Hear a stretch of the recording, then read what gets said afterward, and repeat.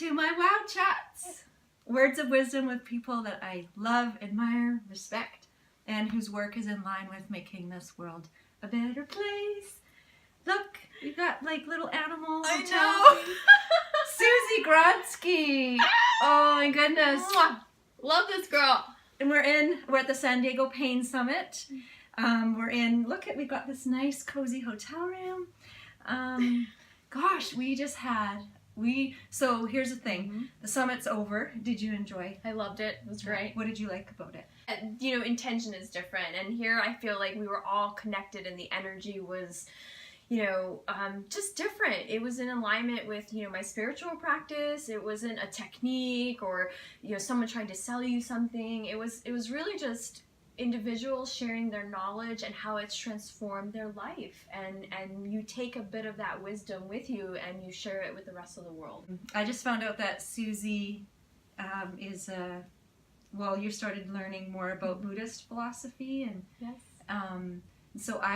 And what you shared with me, I just loved it. So I'm wondering if you could share with people what that has given you, like the sort of the benefits of learning more and more about it.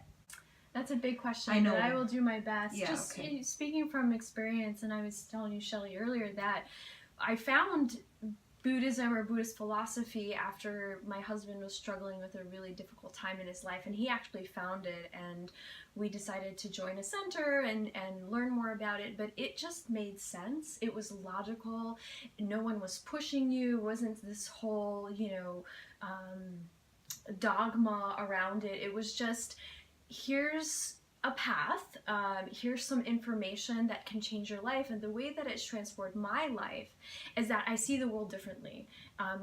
Anger is no longer enveloping my life. I am much more compassionate towards others. I think about my actions in a way that, how will it impact the other person? How will what I say with my words, what I say with my body, what I say with my mind, how is that going to impact people around me? And how does that make me feel? And so learning about Buddhist philosophy and meditating, it is a deep reflection of one's own life, which is very difficult for people to do. It was difficult for me to do, to look into my own life and reflect on my actions and their effects, right? Because everything you do has an effect, whether you know it in the moment or not. It's going to affect something somehow, whether now or in the future. And that really transformed my life to, how can I live as like a better human being? How can I give back and serve? That was one of the topics during the summit, is not just helping people, but serving Didn't you them. love that? I love that because it was different. It's different. You can help someone, but if you serve someone, you're doing that from your heart, with compassion, with loving kindness, without attachment, essentially, right? And that's what Buddhist philosophy and studying Buddhism and meditating has really taught me, is how can I not be so attached so that I can let go of my own I, my big egocentric, it's all about me in this big entire world and universe. I am just a freckle of dust. And it's just so powerful to be able to think in a way that we are just I'm just a cell in a vast body of cells.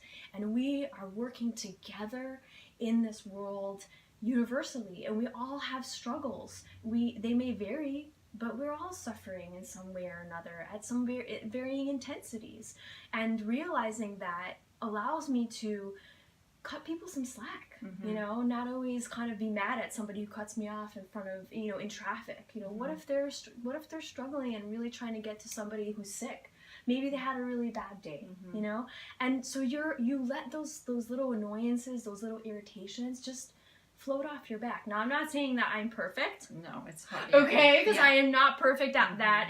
It's only been, 2.5 years or not even 2.5 years that we've been studying, but honestly, I have tasted what it's like to find peace in my heart, inside my body, inside my, spirit, where no matter what circumstances may come my way, I know that I will be okay. And that peace, that peacefulness, that contentment, that happiness, takes some work. It takes some work to let go, and it takes some work to really reflect and take a wide lens and be the silent observer instead of, I need to react, I need to do, I need to fix, I need to, fight back. Is that really necessary? And where does that lead you? Where does that anger, where does that annoyance, where does that irritation, where is that going to lead you? And how does that make you feel? And only you, and I was telling you, Shelly, like, I can't tell someone that. I can't tell them this experience. I can't tell them to be this way. It's an internal experience. And once you taste that, once you know that it shaped you and you're no longer that person who you thought you were, like that angry person or that anxious person, you're not identifying with those labels. You're dropping them and really allowing yourself to be free. So that's my long good. answer to a very complex. It was, and as soon as I asked that question, I kind of felt, I was like, oh, that's a really like loaded question, but yeah, you answered that beautifully. I really like though how you said at the beginning, like that essence was really just the awareness. Like you're just more aware, and then you have that space between the feelings that do come up, because that's going to be normal, right? So we're not talking about always being happy, of course, we all know, right. Like, so the feelings of anger are good, they're normal, they're human. So the feelings of anger, anxiety, and then there's that space, and then you have the response, right? Versus the reaction, which is what I'm hearing. Right. So then but that starts with awareness. Exactly. You have to have the awareness first, and we all have unique experiences, and we'll never fully be able to understand your experience. I will never be able to fully understand your unique experience, but as a collective, we have at least a shared understanding that we're all human, and we can have that deep respect that we're legitimate human beings. And we accept each other for who we are and what we bring to this world and to this experience. Thank you.